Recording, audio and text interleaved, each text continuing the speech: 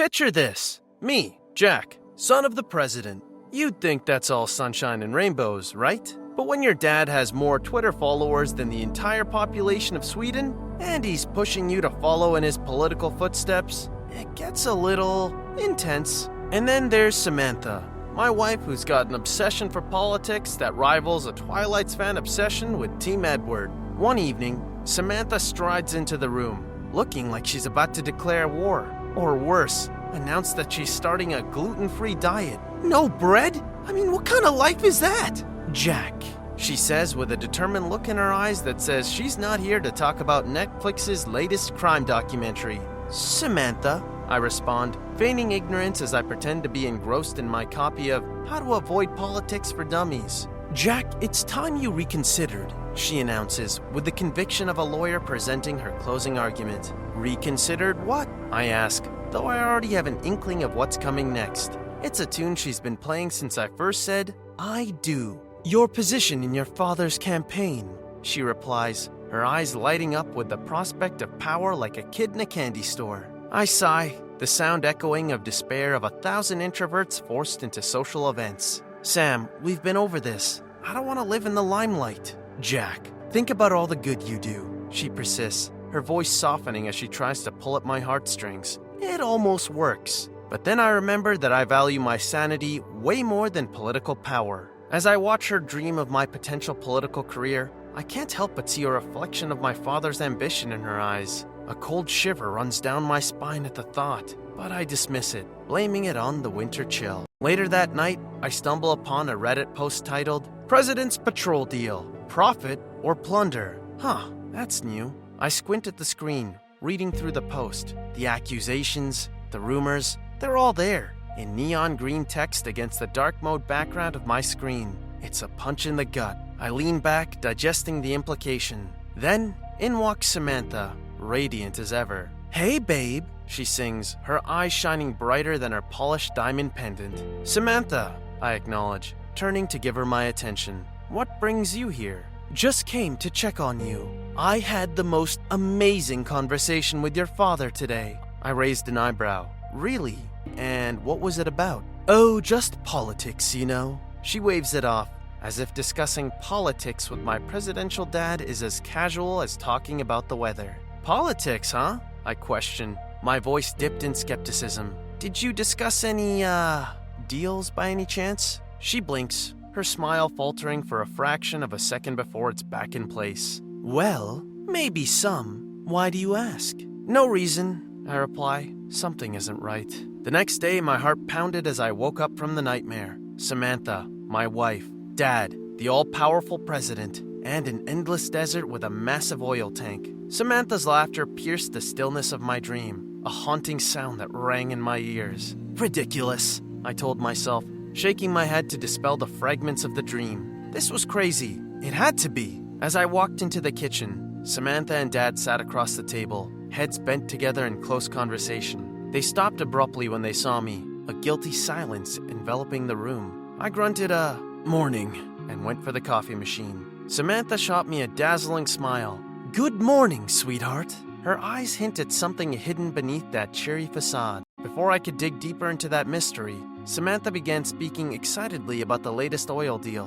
My mind flashed back to the Reddit thread, the rumors. Was this just a mere coincidence? Feeling a shiver up my spine, I brushed it off to my sleep-deprived state. Sounds interesting. As the day wore on, I curiously started to dig into the details of the oil deal. It seemed I was just at the tip of the iceberg, so I found myself confronting Samantha later that night. She was nestled in our couch, binge-watching The Crown. Her eyes gleamed with something that wasn't just admiration for the characters, it was aspiration. Sam, we need to talk, I said, gripping the backrest of the couch, about the oil deal. The silence in the room was stifling. I hoped for denial, for her to dismiss my fears, but instead she laughed. You really think you can understand politics, darling?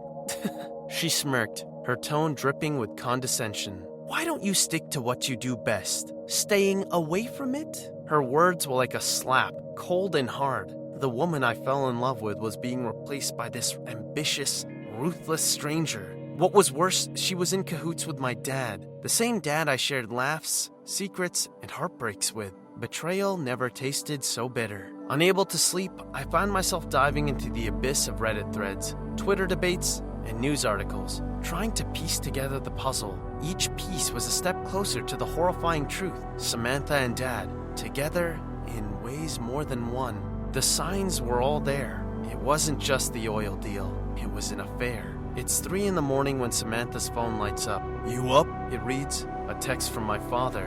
"What's Dad doing texting you this late?" I ask, trying to keep my voice steady. Samantha jolts, startled. "Oh, it's just about the deal. You know how he is, always working."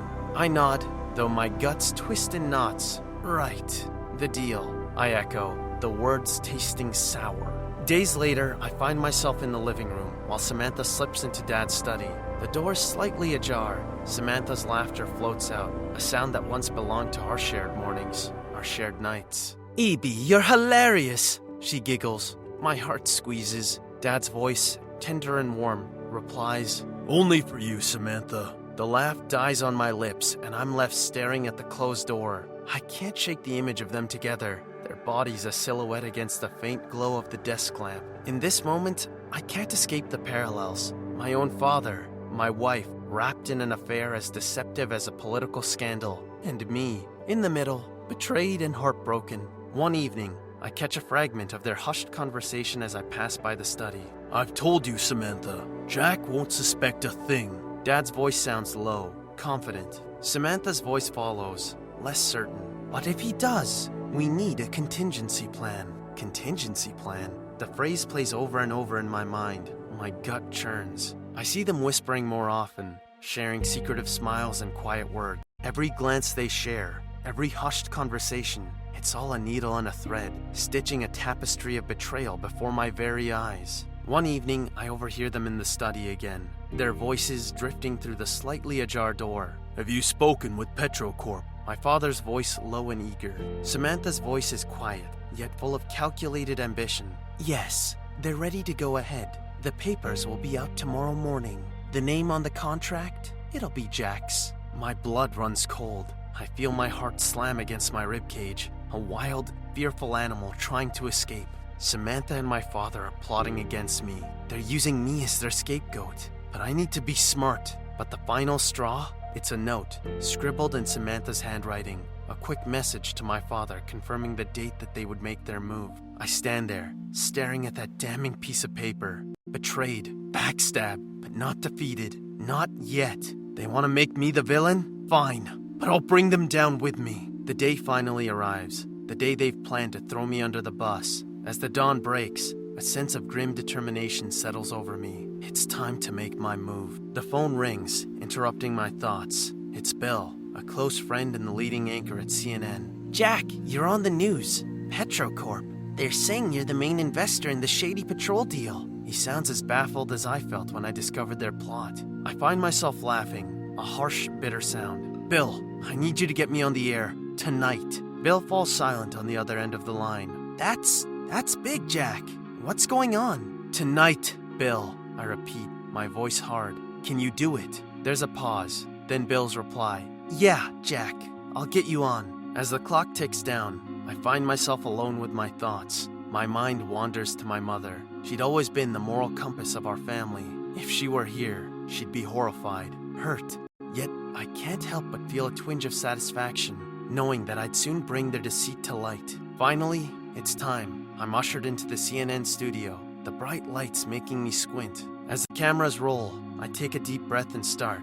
"America, I stand before you tonight not as the investor in the infamous Petrocorp deal, but as a man who's been wronged." The words flow, the evidence presented. I lay out everything for the world to see. The affair, the setup, everything.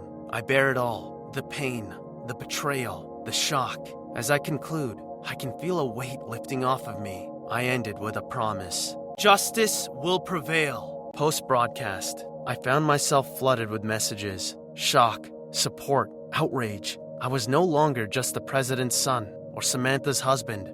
I was Jack Carter, the whistleblower, the victim, the hero. I couldn't help but feel a sense of satisfaction. They had tried to use me as a scapegoat, but instead, I had turned the tables on them. Their empire was crumbling, and they had no one to blame but themselves. The next day, Bill called me in again to make a follow-up statement. "Just as you've seen my face and heard my story tonight," I told the cameras, a grim set to my jaw. "You deserve to hear what has become of the president, my father, and his partner in crime, Samantha Carter. In light of the allegations and evidence presented, criminal charges have been filed against both. My father has resigned from his position as the president, effective immediately.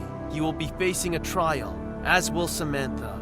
None are above the law, not even the president. Furthermore," I continued, feeling a shiver of anticipation ripple through me, "all their assets linked to the illicit Petrocorp deal have been frozen by federal authorities. The fortune they have amassed at the expense of others will be used to repay those they have defrauded. The next weeks will be a complete overhaul of the administration.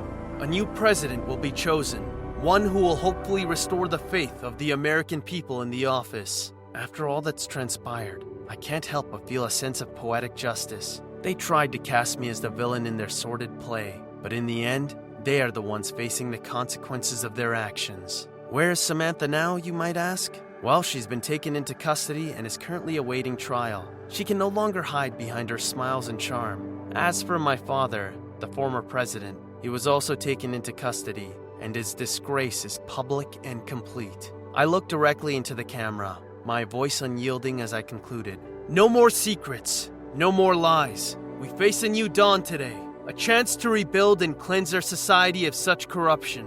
It won't be an easy journey, but it's one that we must embark on for the sake of justice and integrity."